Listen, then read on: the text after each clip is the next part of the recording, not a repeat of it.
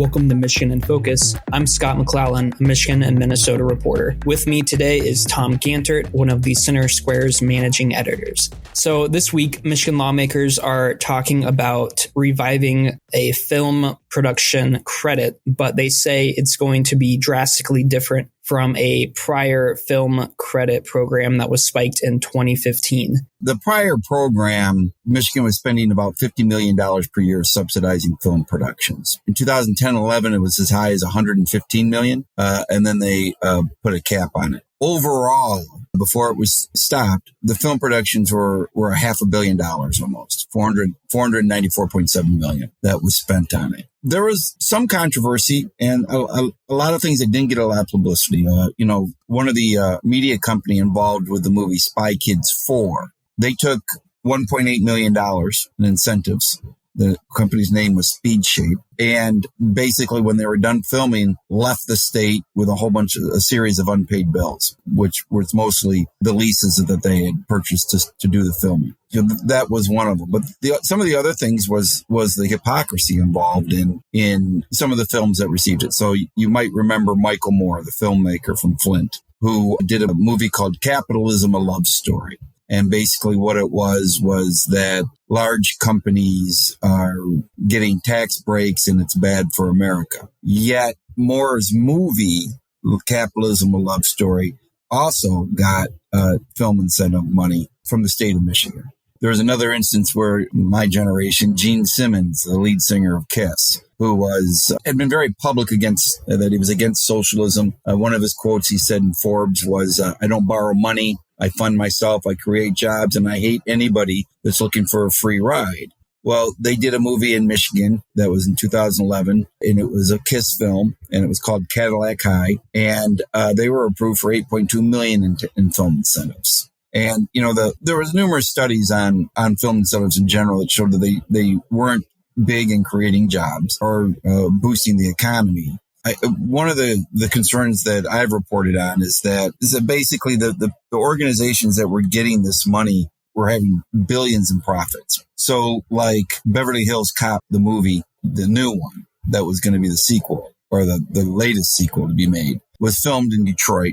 Paramount Pictures got $13.5 million in state dollars to film that. And Paramount's owned by Viacom, and Viacom that year in 2013 reported having a profit of $3.7 billion.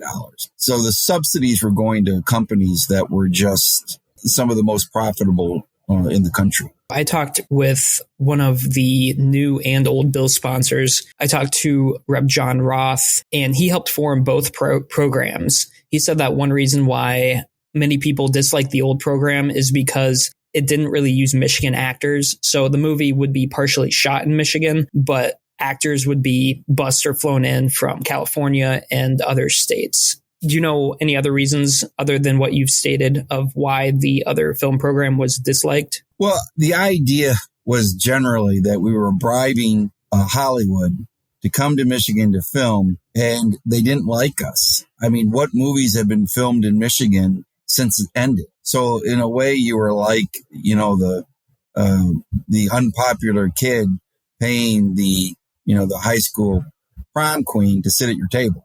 And as soon as you stop paying her, she takes off. So they didn't want to be here unless we gave them money. And that was one of the bigger criticisms of the program, is that Hollywood wasn't interested in Michigan. But if you give them a lot of money, they'll come here and film, a couple scenes, take $15 million. So the idea was that it was a bribe to people who generally didn't want to be here. The new bills, they're called the Multimedia Jobs Act. They aim to give a 30% tax credit to Michigan companies that hire Michigan residents. And the bill sets a base 25% tax credit for in-state spending, and then an additional 5% awarded for including Filmed in Michigan, Pure Michigan, Michigan Film and Digital Media Office, and other logos. A lot of these film incentives and incentives in general, they always talk about job creation. 10 years ago, there were studies all around from other states' film programs and Michigan's that the bottom line was that it wasn't creating extra jobs.